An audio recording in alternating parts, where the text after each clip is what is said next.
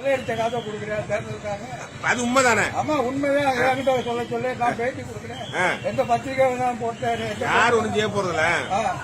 முதல்ல இந்த அம்மா செத்து முதல்ல உண்மையை விளைவிட்டு எடப்பாடி நேர் வழியில முதலமைச்சர் வந்தான்னு சொல்லு. நாங்க மக்கள் ஏற்றுக்கிறோம். மக்களை கொல்லப்படுத்துற வந்துட்டு நாங்க முதலமைச்சர் அப்புறம் ஏற்றுக்க முடியும். இல்ல அது உண்மைதானே? நீங்க சொல்றதெல்லாம் உண்மைதான். உங்களுக்கு தெரிஞ்சதுனால சொல்றீங்க. இல்லையா சீதாராம் கேஜரி சொல்றேன். இந்தியா பொருளாதாரம் பின்தாங்கி நிலை இருக்கு. இத்தனை இவ்வளவு கோடி ரூபாய் எங்க கொடுப்ப? இது அப்ப இங்க நீங்க கொள்ளையடிச்சு வச்சிருக்கீங்களா? இல்ல அனில் அம்பானி கிட்ட இருந்து கொடுத்து வச்ச காசை வாங்கி ஓபிஎஸ் எடப்பாடி சேர்த்து வச்சுக்க காசு 8 வழிச்சாலையில கொள்ளையடிச்ச காசு எல்லாம் கொடுக்குறீங்களா? சொல்றா உண்மையிலே நாங்களாம் வேஸ்ட். உலக நடப்ப நாங்க இந்தியா பூரா சுற்றி வர எப்படி கண்டுச்சு அந்த கொடியினுடைய அர்த்தம் தெரியுமா?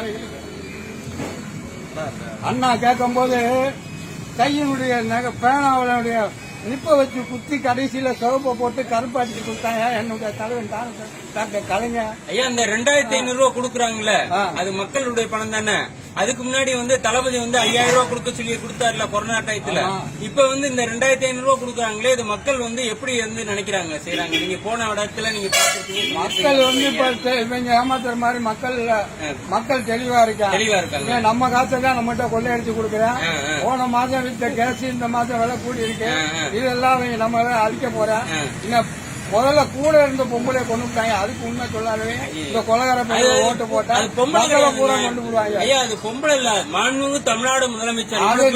அது பொம்பளை தானே. அப்புறம் பேண்ட் சட்டை போட்டிருந்தா ஆம்பளைன்னு சொல்ல சொல்லு. ஒரு இன்னைக்கு வரைக்கும் அம்மான்னு சொல்றேன். உனக்கு அறிவு இருக்காடா? ஒரு குற்றவாளி குண்ட ஏறின பணத்தை போட்டு நீங்க கேக்குறீங்களா? உங்களுக்கு சோர்த்திக்கிறீங்களா? வேற என்ன? குற்றவாளி நிரூபிக்கப்பட்டு தண்டனை பெற்றவளை நீ போடுற எங்க அம்மா அரசியல் விழாவில் நீ அதை பங்கேற்கலாமா? இந்த நீதிமன்றம் குறிச்சா வச்சு திமுக இருந்து அனுப்புங்க. நீங்க ஒரு சன்னியாசி.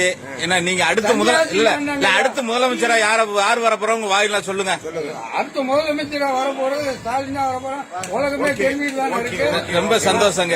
மக்கள் அறிவோட காசை வாங்கிட்டு ஆட்டையை போட்டு மாத்தணும். ஏன்னா அவங்க அப்ப விட்டு காசை கொடுக்கல. ஓபிஎஸ் பொண்டாட்டி பேர்ல குடி தண்ணீர் கிணற பொண்டாட்டிக்கு மாத்தணுவேன். இவங்கிட்ட போய் பச்சை தண்ணி அடுத்தாப்புல கேட்க சூப்பர் சூப்பர். என்னன்னா இல்லையா பெரிய பிரச்சனை வட புதுப்பட்டியில சுப்பலாபுரத்துல லட்சியபுரத்துல இது டெல்லியில விவசாயிகள் போராடுறாங்க இல்லையா? அது தலைவர் தலைமையில டெல்லியில 59 நாள் இன்னைக்கு கூட போராடிக்கிட்டு இருக்கேன்.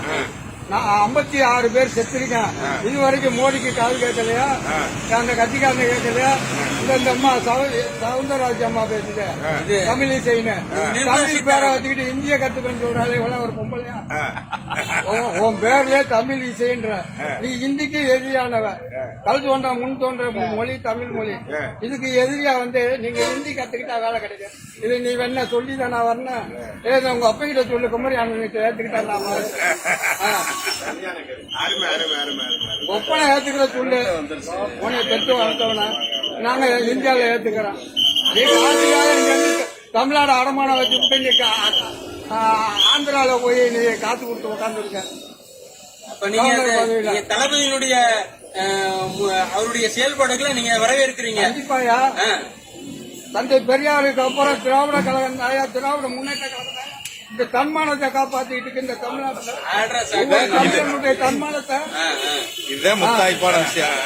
போய் ஒரு ஆந்திரால நான் ஒரு தமிழன் சொல்ல சொல்லு, ஒரு கேரளால தமிழன் சொல்ல சொல்லு, கர்நாடக தமிழன் சொல்ல சொல்லு.